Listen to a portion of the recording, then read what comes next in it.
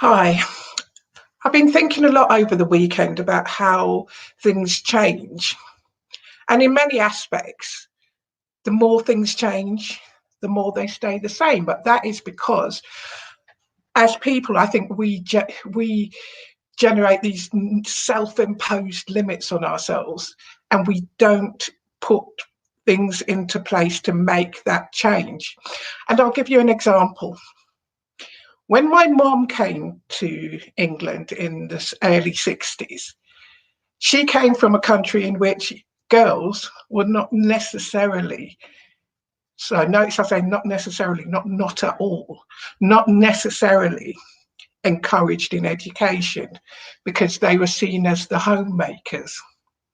Indeed, my mom had a very limited education because my grandmother died when my mom was very young, so my mom looked after the rest of the family. So this then perpetuated itself because when my older sisters went to school, they were not really successful in the standard education process, but they were not encouraged to be. It was what it was. They went through the system, they went to school because they had to, because it was the law, and then they left. My older brother, however, was encouraged to go to public school because he won a scholarship and he did extremely well. And then came me, who didn't want to go to boarding school, but had this inner determination to do well anyway. And although I wasn't necessarily encouraged at home, for reasons that some of you are aware of, I was encouraged at school. And even though there was a limit on the number of subjects that I could study, it was a limit that I took up wholeheartedly because I had people who explained to me where this could take me, that I didn't have to be pigeonholed. And this is something that carries on to this day.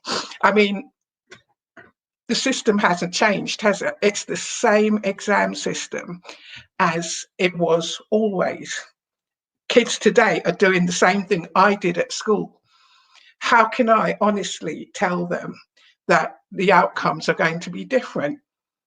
I can't really. And this is something that has motivated me to try and contribute to the change that needs to happen for the next generation, because education is so powerful. It can move mountains, it can change civilizations, it can help save the world, it can do so many things. Yet we just carry on going through the system and hoping for the best. What we really need to do is educate our kids on what could happen, look at them as the next generation, motivate them to think more clearly about what they would really like to see in their lifetime. What is it that would really make you want to work for this to happen? Do you see what I'm saying? If you knew exactly what you wanted, then you can put a plan together to make it happen. And that plan doesn't have to sit within the confines and the limitations of what you study at school. Indeed, much of it can come outside school. Much of it needs to come outside school because let's face it, we're in a different world today, aren't we? We're in a different world. We're in a high tech world, in a more globalized world. We're in all of these different changes, yet we're not changing the way that we prepare ourselves to go out there. I personally would love to be able to say that my kids will be well prepared one day to go out there without me and to make an absolute success of their lives so that I don't have to always worry about them. I always will anyway because I'm a mom. But can you imagine if they know where they're going and they're aiming for it, that feeling that they're going to be all right? It's an interesting one, isn't it?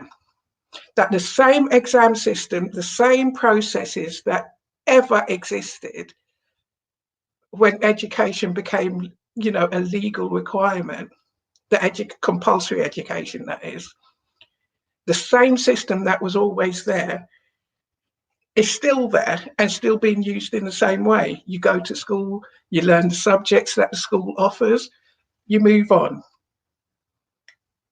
Now is the time to start making change happen. Now is the time to find out what kids want. And now is the time to look for alternatives to make it happen. Their future generation is depending on us. Have a great day. I hope I've given you some food for thought. Thank you.